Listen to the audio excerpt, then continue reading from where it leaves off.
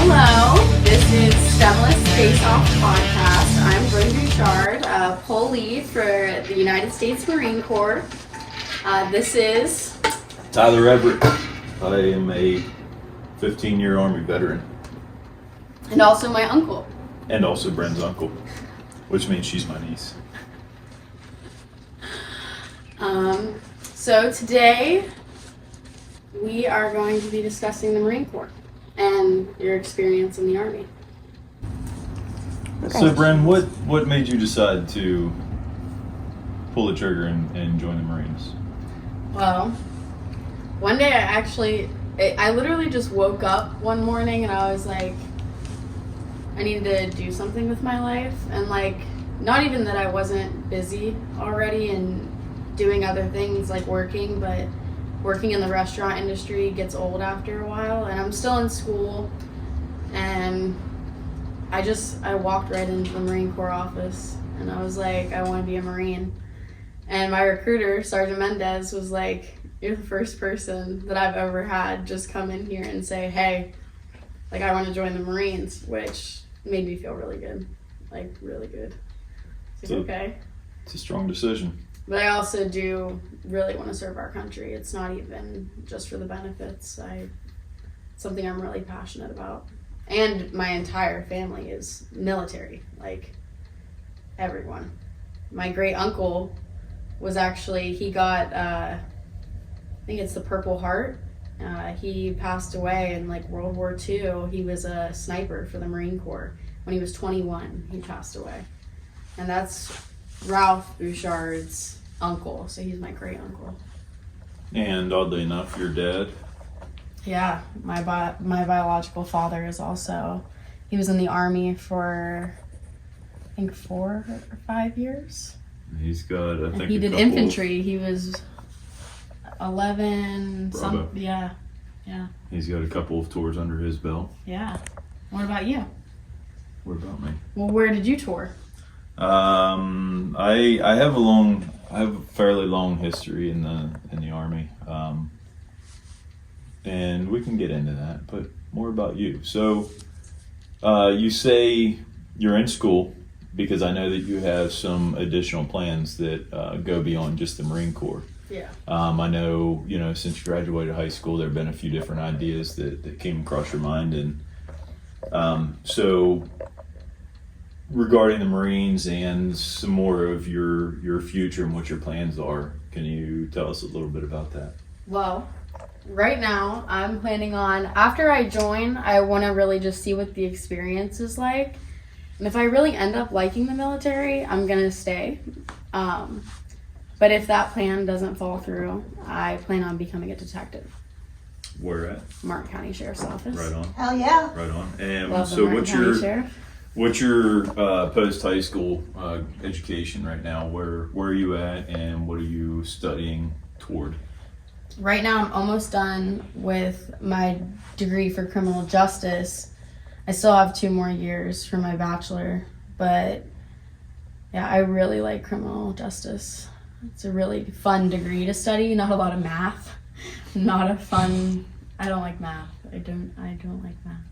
So what, I can't remember how the Marines phrase it, what their classification system is. The Army is MOS. Is it the same with the Marines? Yeah. What MOS and job title did you end up contracting with? So for Marines, actually, when you go to MEPS, they give you a contract, but Marines is the only branch that you can change your job up until almost when you ship. Awesome. Okay. And they don't give you a finalized job. They give you a top 3. Mm-hmm. They're like, give us your top 3. My top 3 were artillery, admin, and motor T. Interesting enough, and not to cut you off, but we'll stick with that for a minute. Those are 3 very different classifications. I was an artillery guy by classification, never used in combat. Mm-hmm. But so you've got artillery, which is probably 95 to 98% field. And interestingly enough, prior to 2000, Oh man, probably 2011, 2012-ish, maybe a little bit before that. You would not have found yourself even being eligible to join the artillery group because it's combat arms. So that was a President Obama era change to the military that I cannot say that I was in disagreement with. As I was finishing up my time, we were starting to get some females cycling through, and everything seemed to be okay. You have admin, which I'm sure everybody can figure out is primarily office, and then you have motor, which is a truck driver for anybody that's not aware, and I think that's self-explanatory. So, what leads you to pick those three as your top three? So my top pick was admin because I want as much time as possible to keep up with school. And the gym, of course, because love the gym.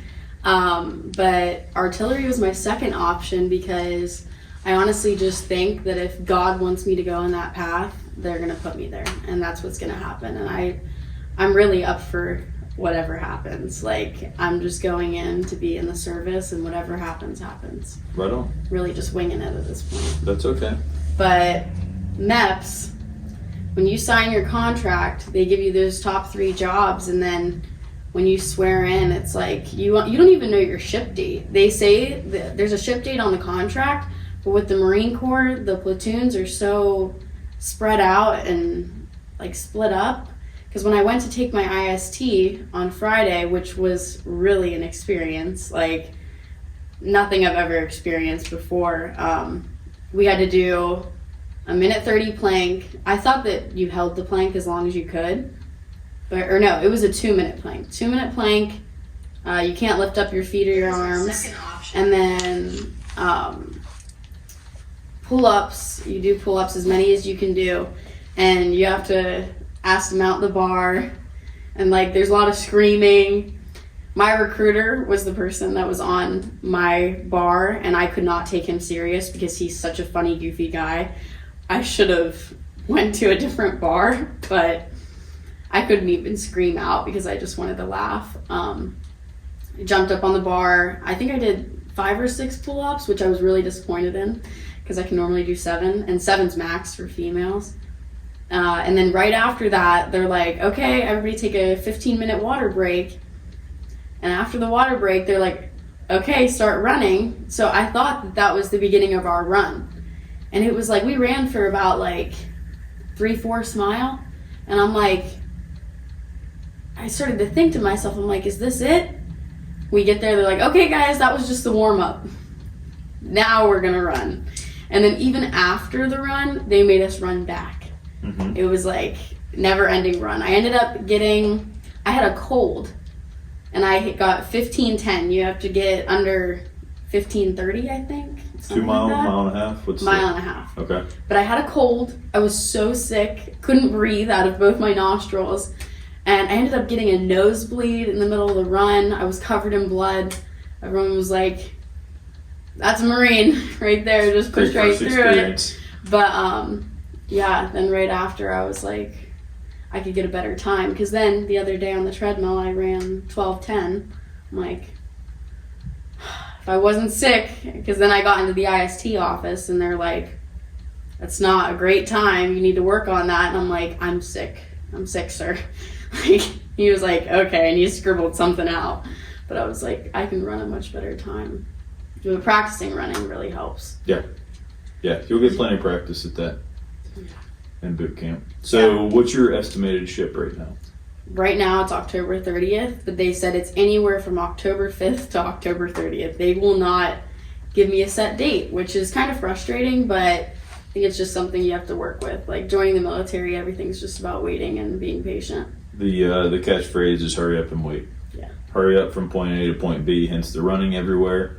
And then you get there and you wait for them to be ready to start. Yeah. Or to get into the next evolution. So yeah, get used to it. There's rhyme and reason to everything that they have you do, no matter how ridiculous it seems. It's all for a design purpose, and it's been working for a few hundred years now. So So way back when I first enlisted, and I actually got to my basic training spot, which was Fort Benning, Georgia, we had to do an initial, the initial entry station is what they call it, but we had to do an initial APFT at that point, Army Physical Fitness Test, and in order to go down range to actually join up with your training company, you had to pass the standards there, and those standards were more stringent than what, basically what you're saying now, more stringent than what you have for your initial strength test, but less stringent still than what is required to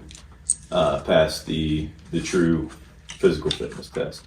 So you'll hit a couple of stages, but once you get going, then it's all or nothing. CFT, I know, because we practice it at PT. It's as many ammo can presses over your head as you can in like 2 minutes, I think. And then you have to do it might be a crawl, the fastest crawl, or you have to drag somebody. I can't fully remember the whole thing. And then the beginning's a run, I'm pretty sure, like a 3-mile run. So that may be standing for like combat fitness tests? Yes. The military as a whole loves acronyms. Yeah. You're going to be overwhelmed, and then all of a sudden it's going to become part of your normal verbiage, and you're just, it's going to be a normal way of life. Even when I'm talking right now around my friends, they're like, what is MOS? I'm like, military occupation specialty. Everything's a specialty. And everything is abbreviated, so you have to just get accustomed to it. You know that Marines are known for being crayon eaters, right? Yes. Okay. I actually just watched a video of a couple fighter pilots that were eating crayons. Like, they passed out the crayons while they were touring over some foreign country. It was really funny. Like, every branch has their thing. When I joined, there was a bad blood, so to speak. There was a sense of competitiveness, among all the branches. The Army hated these guys and these guys and these guys, and the Marines hated everybody, and because everybody's better than the rest, right? At the end of the day, you're all brothers and sisters in blood, right? And God forbid, but if and when you go to combat, you find that everybody that wears that flag on their shoulder or in their heart is there to support each other fully. Yeah. So, how many years did you do? 15. Holy crap! I did not know it was that long. Yeah. Is that the intro to It's Time to Talk About Tyler Now? Yeah. I honestly want to know, what was your hardest experience? If you feel free about talking about it, but what was the hardest experience that you had to go through? The hardest single experience?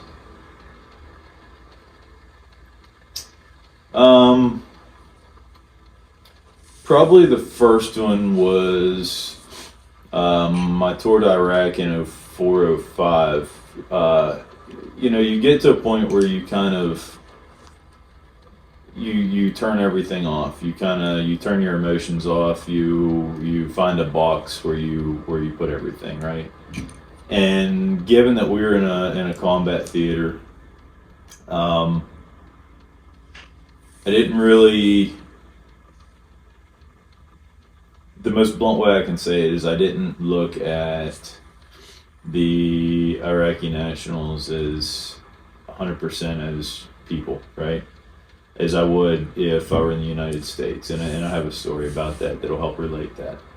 But the hardest single point that I would say was in that tour was the first time I watched somebody burned to death.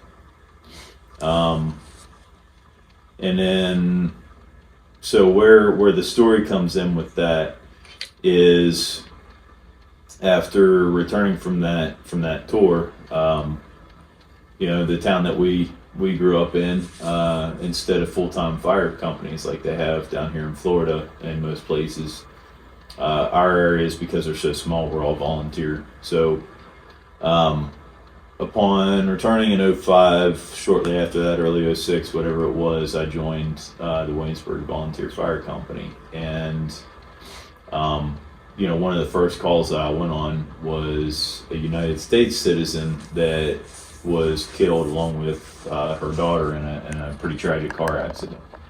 My emotion came back right after that.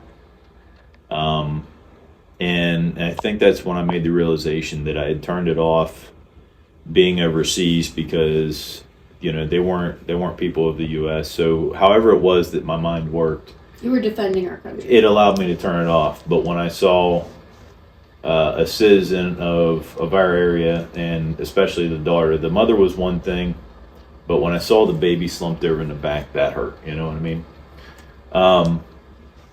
The single overall hardest thing for me was my second tour when I ended up in Afghanistan. I left right after my daughter turned 1. So I missed all of her second year of life. I was there for year 0 to year 1, but year 1 to year 2, I was gone. And those early years, all years are critical, but that was a critical point to miss, and that was really the beginning of the end of my career at that point. There was some other things that were changing and evolving. Things were becoming very political, and I was losing my passion for what I did. And so throughout the course of that deployment, toward the end and over the next year, I decided that was going to be it for me. Prior to that, I had all anticipations of, at a minimum, putting in my 20 years to get retirement. But I knew when I said that if I wasn't having fun, if I wasn't enjoying what I did and still believing in it, then I wasn't going to keep doing it just to do it. And that's where it came to for me. Between missing part of her life, my personal life was really busy. I had a lot of going on. I was in the Army National Guard, so I had a full-time career and on the civilian side as well. I had a lot going on there, and I had to prioritize where my life was going to be. The Army wasn't paying my bills, so to speak. It was like a second job, almost like a hobby, so to speak. And so I had to prioritize where I actually needed to be and what was going to be best for me long term. And so that's how that rolled out. Also, after your tour, what helped you the most in recovering mentally? Not the most, one thing. Obviously, there's multiple things, but what do you think, like a message for other people that may be struggling with, say, PTSD or anxiety from combat? What are things that have helped you cope with that? So I did probably like so many other people do when I came back the first time. Like I said, I went straight into the fire department, and that was me chasing adrenaline. That was a way for me to keep that high. So right off the bat, when I came back from Iraq, first off, I started drinking heavily. And obviously that's not a healthy solution. But this all kind of rolls into what helped me long term. I started drinking, and I was kind of at a point in my life where I said, what am I going to do on the civilian side? What am I going to do? So I thought, I'm going to be a state trooper. That was a lifelong passion of mine. So at that time, the West Virginia State Troopers, which in our area are very esteemed, hold a lot of prestige because of their training. So I got accepted and started going through the interviewing process and was steamrolling it to where I knew I was in. Things were going to go well. At the same time, I joined another team within the military that was new post 9/11. It was a national response team in the event of another major catastrophe. It was called the Surf P team. So I did training for that, and that team, to try and keep it as short as possible, you've got law enforcement assets, you have medical assets, you have decontamination assets, you have essentially search and rescue, which they call extraction assets, and that's the part of the team I was on. So basically, if there's a major event in the U.S., that team is on a 24 or 48 hour response, where all the gear's already loaded. So, you know, if we got called, we would respond to wherever the location is within that prescribed time. So I'm dealing with the alcohol thing, but I'm getting my adrenaline from the fire department. Then I've got another team that I'm a part of. And then I end up getting an offer from the coal mine, which is another big thing in our area. And I ended up accepting that job over becoming a state trooper. But my drinking continued. So in 2007, I realized that I'm going down a path that's not real good, and wasn't quite sure what my life was going to be. So I was actually out in Oklahoma picking up my cousin, your second cousin, we call Skip. He had just finished his basic training in AIT, so I flew out there to see him at graduation and bring him back, and was making all these realizations and said, I got to stop this. So I made some phone calls. We were very active on the southwest border, and by Monday or Tuesday, right after I got back into town, I was in Charleston, West Virginia processing, and then turned around and flew out to New Mexico. And I spent the next year working on the border. And then came back, did a couple schools for the military, got myself into college, and went from failing out of college to being on the dean's list. Was starting to excel in the coal mine. Had my daughter, and then turned around and got notified and deployed to Afghanistan, or Kuwait first, and then put on a team that was then moved to Afghanistan. And there was another team that I got involved with in the military at that same time frame. I forgot. Ended up being sent down to D.C. for President Obama's first inauguration as part of an additional security team down there. So, you know, at no point here is there really any true recovery other than when I went out to New Mexico, I was trying to isolate myself and get my head straight and stop drinking, and I did that. And that helped, but there's no point where I actually released myself to start truly recovering, right? So, after all this, you know, I come back and you know, some time passes by, and I end up leaving the coal mine. I come down to Florida. I got divorced, and I met my wife now, Greta, and that is when some of my healing started.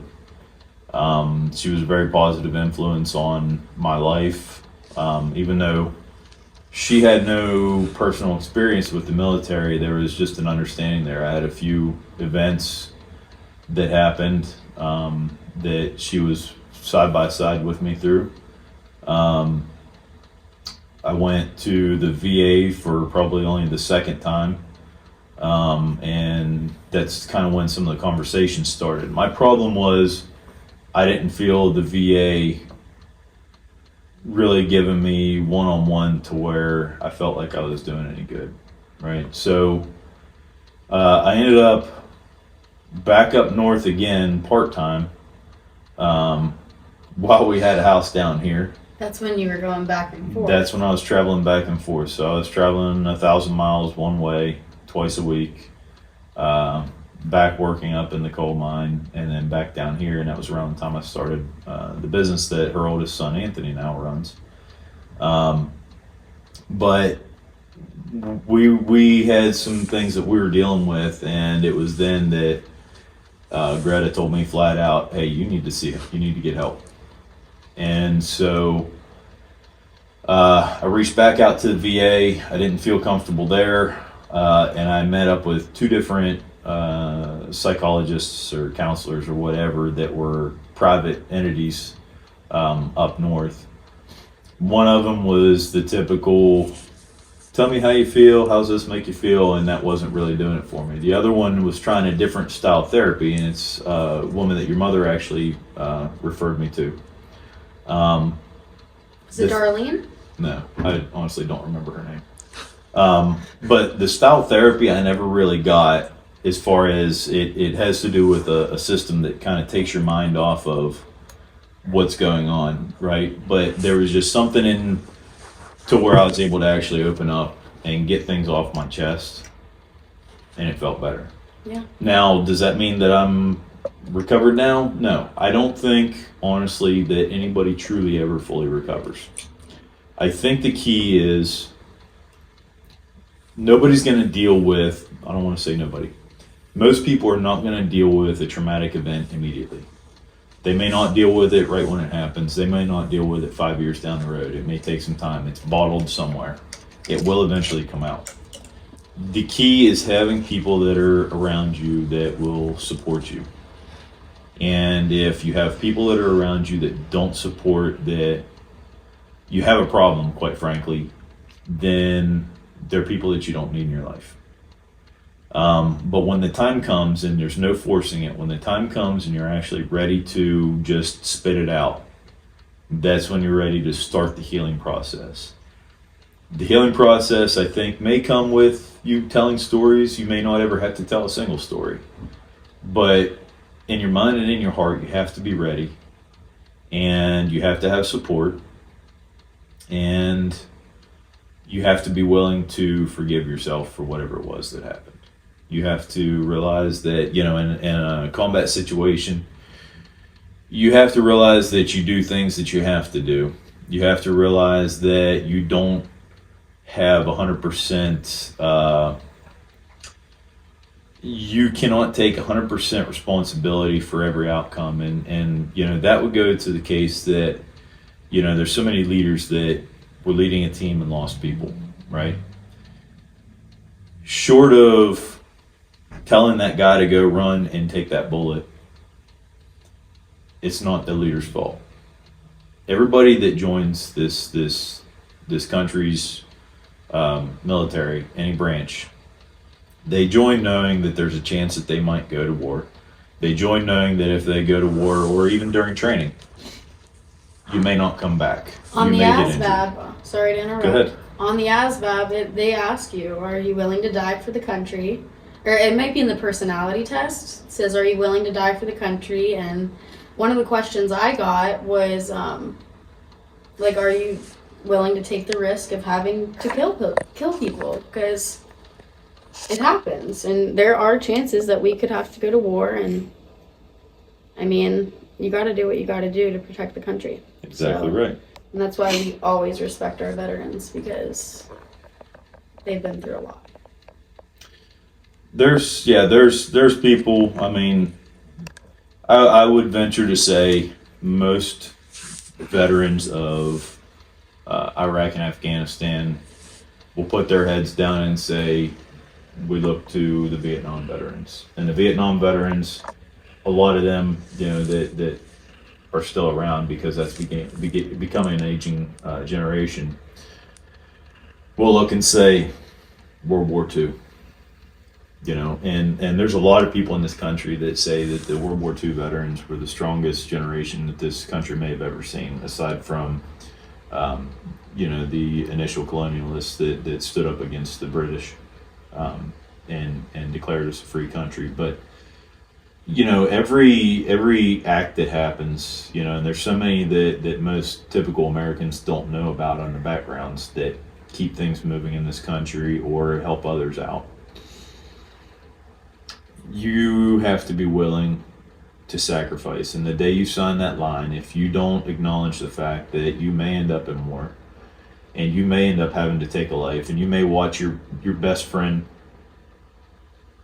get shot or something in front of you. You may, so many different things that may happen, that could happen, and you may as well figure will happen. then you shouldn't be signing the line. Yeah. I joined in 2000. In 2001, obviously, we had our major encroachment of our country, and it put us in the middle of 2 wars. When we got notified, there were so many people I was surrounded with that said, "Oh, I never joined the military to go to war. I did it for college." Well, shame the fuck on you.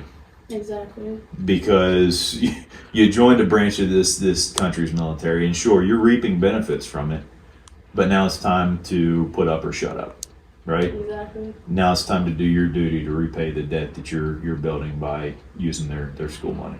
And that's what I worry about a lot nowadays, because 90% of the people that are in the military right now, since we haven't been to war in so long, are in because of the benefits. And a lot of the people that I'm around are there because of the benefits. And I'm like, I just close my ears and keep walking, because at the end of the day, we're all a team. And when you're out there fighting, you don't have a choice. So You weed out.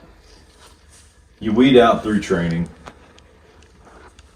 The Marines is going to be one of the hard places to find people that are only in it for benefits. Not saying it won't happen.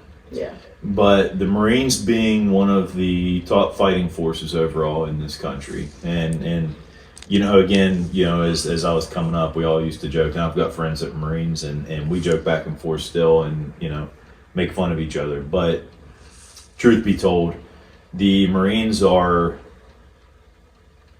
much higher than 9 chances out of 10 the first ones on the ground when something happens. Now, there's a lot of for instances there, but just speaking generally, the Marines are one of the first forces on the ground, and they're absolutely a force to be reckoned with. I've seen Marines come in on different bases I've been on in both countries, and they'll be coming in after being on the road for weeks on end. They come in long enough, you can tell they're dragging ass. They come in, they look like shit, they're wore out, they're filthy. They come in long enough to maybe get hot chow, grab a shower, maybe get a good night's sleep on a bed, and then before you get up the next day, they're gone again, and they're out for the next couple weeks. I have a lot of respect for Marines because I know what they do. Yeah, there actually wasn't a single Marine at MEPS that was saying that they were there for the benefits. It was mainly Air Force and Navy. Yeah. That were saying those types of things. And actually, when we were going down to the IST on Friday, this is a little funny story. There is a slightly overweight kid that gets on the van, and obviously being in the Marines, you cannot be overweight. They are very strict about that. And even if you're 3 pounds overweight, you have to get a waiver. It's not allowed. Right. He gets in the van. There's about 10 other kids in this van. And he goes, "So we're all here because we're dumb as fuck, right?" I'm not even joking you. Every single person in the van turned their head. And they were like, everyone was like, "Shut the fuck up. Shut up." Meanwhile, right the now. van driver handed out crayons to everybody at that moment. It was one of our recruiters. And then, so we get down to the IST. What do you know? The kid that was running his mouth in the car can't do a single pull-up. Couldn't even do the push-ups that sub for the pull-ups. Because if you can't do pull-ups, you have to do push-ups. He couldn't do the 20 push-ups. And then after that, he couldn't hold the plank. And he was the last one to finish the run. And he had to go to medical down at the IST. He had to go to medical. It was like, and my recruiter said to me, he's like, the ones that talk are always finish last. They always finish last because that's how it is. So, on the window, I believe that was you wrote the 5% saying, right? Or was that you? So you've read the 5% saying? I don't think so. 5% of the people in the world are willing to do whatever it takes to achieve their goals in life, right? The military, what percentage of the United States population are in the military? I'm going to say about 13%. 1? No way. 1%. That's crazy. 1% of this country's population has the intestinal fortitude to join and serve their country. That's insane. I actually did not know that. I thought when you were talking about the 5% quotes, I thought you were talking about Tom Platz, because his main thing is you have 5% left. Right? You're 5% away from achieving your goals, always. And that's like his main quote. I love Tom Platz. Like, I wake up and listen to Tom Platz. Classic of the classic. He's one that Arnold talks about a lot as one of his. Arnold always wished he had Tom Platz's legs. True story. Tom Platz and David Goggins, like, I could run 3 miles straight through if I have David Goggins in my ear screaming. Every time. And that sounds crazy, but I started seeing his videos on TikTok. He was trending on TikTok. Just like him running and talking about his experience. I'm like, I need to look up this guy. So I watched some of his talks and whatnot on YouTube. Holy shit, he's a badass. I got to see him live. He was, oh really? Yeah. Yeah, like the fact that he was that overweight and became a Navy SEAL before the age gap cut off. Yep. Insane. So, Marcus Luttrell, David Goggins, Taya Kyle, which was Chris Kyle's wife, and I can't remember now who else was there. They were all speakers at an event I went to. I don't even remember what year it was now, but we'll say it was maybe 2015. Very inspirational people. Yeah. Very, very inspirational people that have overcome a lot in their lives. You know, Taya in her speaking spoke a lot about Chris and what he dealt with and overcame. But, you know, being a military spouse, a lot of people forget they're dealing with a lot of what their service member is dealing with. Yeah. It's a different way, but they've got to figure out how to handle it, right? So, you know, that being said, I think what I'm getting at is the spouses deserve a lot of credit that a lot of people don't realize they deserve. But David Goggins is an extraordinary person. Monica, Rodney's wife, she has to deal with a lot of his PTSD and trauma. And the stories that Rodney has told me are absolutely insane. And I think a lot of people nowadays don't realize how serious those wars were. Like, I just feel like not a lot of people recognize what you guys all went through, and that it wasn't just in World War II when all the bad stuff happened. Like, it was recent, and there's people that are still suffering really bad from those wars. Yeah, there's things that will never, you know, just like I said, I don't think there will ever exist a cure, right? Yeah. It's all how you manage it. And who helps you. And who's there to support you. It's funny. And the minute we met you, we knew. We're like, she's an angel. Far from it, but she's never seen me early in the morning, that's why. She's never seen you when you're PMSing. Not done either. Try to keep a smile for the most part. God damn it. For those who truly know me, I'm really mean on the other side. No, it's just You really. just don't take any shit. I don't, and a lot of people take it the wrong way. You know, you're just honest. And then people aren't used to being honest and raw, so they're like, "Oh, you're mean." No, I'm not mean. I'm just telling you the truth. It's not being mean. It's just being truthful. And people take advantage of that. That's why if you're not hard-headed and straightforward with your answers, people take advantage of you. Yeah, they do. And when you're running a business, you got to be hard-headed. You have to be. Yeah. So there's one of my good friends. His son just graduated basic training. And, For which branch? Army. He was out in Fort Sill, Oklahoma, and before he left, within 2 days before he left, I think we had dinner with him, and I got a chance to take him off to the side and talk to him. And all of the advice that I gave him, I'm gonna give you, and I would give anybody that comes to me asking advice prior to joining or before they ship off. And the first and most important piece of advice I think that I could give somebody is, now that you've signed the line, there's going to be there's going to be, what's the word I'm thinking of? My mind just went blank. You're going to get opportunities present themselves, and I mean this in a very good way. Schools and, teams and, whatever, specialized training. Squad leader. That's what I'm hoping Squad for. leader is something that you achieve by the hard work you put in. Exactly. I'm talking if you get an opportunity to go to an airborne school, or I can't honestly remember all the specialized schools that the Marines have. I will tell you the Marines have the top sniper school in the U.S. and possibly in the world.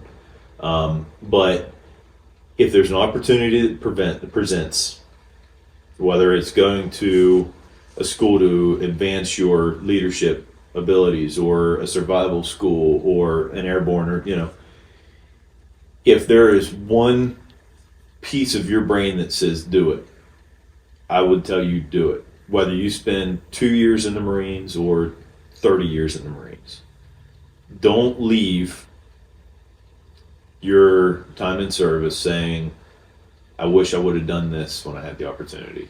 Because some of those opportunities, they may only present themselves once. You mentioned squad leader. The way to become a squad leader is through action, but also the way the military is these days, they want education, right? So the faster you educate yourself, the faster you go to the advanced schools to get the leadership training, the faster you can earn that ability. So that I've got the training, now I've got the time in service and time in grade, and boom, now I can be, a lance corporal or corporal, and be a fire team leader, and then be a squad leader, and then be, I would tell you to jump on every bit of training, every bit of education, every opportunity that presents itself that you think might be of interest to you. Yeah. So that you don't look back. I don't regret much in my career. I got promoted quickly, and when the schools started presenting themselves later on, I started jumping on them, and that's how I ended up as a part of several different teams on my later part of my career. But early on, I made a transition from the infantry to the field artillery, and my change was made as a National Guardsman because of school. I chose to do it due to school. I left the Pennsylvania branch and went to a West Virginia branch because I had intentions of going to West Virginia University. My look was, I'm in the infantry here. West Virginia does not have an infantry unit. The closest to West Virginia University is a field artillery unit. I'm going to join that. Before I left my infantry unit, a guy that used to be in the 19th Special Forces group came to me and said, you would be a great candidate for Special Forces. Have you thought about joining the 19th group? Or, joining them to get a chance to go to a selection. I was 17 years old. I said, no, I'm going to go to school. When I look back, and granted, if I were to take it back and redo it, my entire life would be different. I may not be here today because those guys deployed at an insane rate. But that was the one thing in my career that I look back and said, if I'd had it to do over again, I would have done this. Well, that's good to know, because I did sign for 8 years. So. Is it 6 and 2, 6 active, 2 4 inactive? and 4. 4 and 4? Yeah. At 4 years, you're gonna, well, probably at 3 years, you're gonna know. But at 4 years, you'll know if you want to stay active. Well, and my starting rank is actually E3 right now, because I got referrals. Nice. I got referrals, and then my college credits, and that's the other thing about going to college before the military. You go in at a higher rank, so it's pretty nice. If you get the opportunity to finish school and commission, or if I can't remember if the Marines have warrant officers. But there's just a lot there that you're going to be able to educate and ask the questions and educate yourself as much as possible. You can't educate yourself enough, and it really goes with any job. I just had a discussion yesterday with a guy that works for me. And for anybody that doesn't know or cares, I'm in the construction industry now. But I was having a discussion yesterday with a guy that works for me, and we were talking about a lot of the similar things on the civilian side with education and being the best that you can, be all that you can be, being everything you can, doing everything it takes, working harder than everybody else around you to be at the top of the pack. The only way that you stand out, there's two ways you stand out in the military. One is to be a shithead and drag your feet and be the guy that stands out, or person that stands out at the bottom of the pack, or to be the one that stands out at the top of the pack. And I already know which one you want to be. So, you know, again, I will always give you the advice to jump on any opportunity it presents that may seem like it intrigues you, because you know, I'll keep falling back to the airborne school. If you get the opportunity to go and you pass airborne school, those are wings that nobody can ever take away from you. You may never use it. You may never use it in combat. You may, you know, but you have it, and you can say, it's on your record too. And you can say, I did that. Yeah. Right. So it's something you can check off a bucket list or whatever, but it's something that's going to make you stand out among your peers. And when you stand out among your peers, that's how you get promoted ahead. You have education, you have experience, you have a mindset that you won't quit, and you're always willing to work harder and longer than anybody else. And no matter what anybody ever says, anytime something feels like it's getting hard, that 5% that Tom Platts talks about, it's right here is where everything comes from. If you can convince yourself that you've got more that you got more fuel in the tank, you'll be able to push beyond anything you ever thought possible. Yeah. I needed that advice. That's great to know. It's probably the best advice I can give you. Yeah. Well, I'm just really excited for boot camp. And people think that I'm absolutely crazy when I say that, and I'm like, I'm just ready to ship. Boot camp is just the tiny little obstacle that is stopping you from becoming in the military, because a lot of people can't handle that mental stress in boot camp, especially with Marine Corps boot camp, because they push you to your absolute limit to the point where they want you to break and go home. 13% of the people that go to Marines boot camp go home. No boot camp is set up to where people literally can't do it. Yeah. And this comes back to the mental strategy. It's all set up to see what you can handle mentally and what you can push yourself to do. The limits that you speak, that they push you to your absolute limits, are limits that you think you have, that once you get done, you realize that your limits are further, right? Yeah. It's all about pushing you, and that's it's part of every concept, but the Marines will push you further because they demand more of their people. And the drill sergeants want you to do good. Just because they're yelling at you and calling you a maggot doesn't mean that they really think you're a maggot. It's all, to an extent, So I said I'll call you slurm. Yeah. To an extent, I can say it's all to motivate or inspire, right? Their yelling and screaming is not to demean. The goal is, when you go in, is you have a bunch of individuals that have just joined. You have to break people down as individuals so that you can build them back up to work as a team. If the military could not work, any branch could not work together as a team, then we would fail as a country. Exactly. So it's again, I will come back and say, if you can push past it mentally, then you'll be able to force yourself to push through it physically. Mm-hmm. And when they see that, they know what they're dealing with. Yeah. It goes for anybody that's going through Ranger training or going through selection for Special Forces or going through SEAL training. Short of, literally breaking a leg or something of that magnitude, most people that quit, it's because they can't take it up here anymore. They think, they feel, because you're just on hours upon hours upon hours on end, where you're sleep deprived, you're malnutrition, you're cold. Those things suck, right? The end result is, at some point in your career, you're gonna deal with it. We put you through the absolute extreme measures now, so that you realize, hey, I've done this before. What do the SEALs say? The only easy day was yesterday, right? Yeah. That one's behind you. Fuck it, bring another one on. I can do it, right? So that if the worst of the worst ever happens to you, you can dig deep within yourself and pull it out and push through it. Yeah. That's what it all comes down to.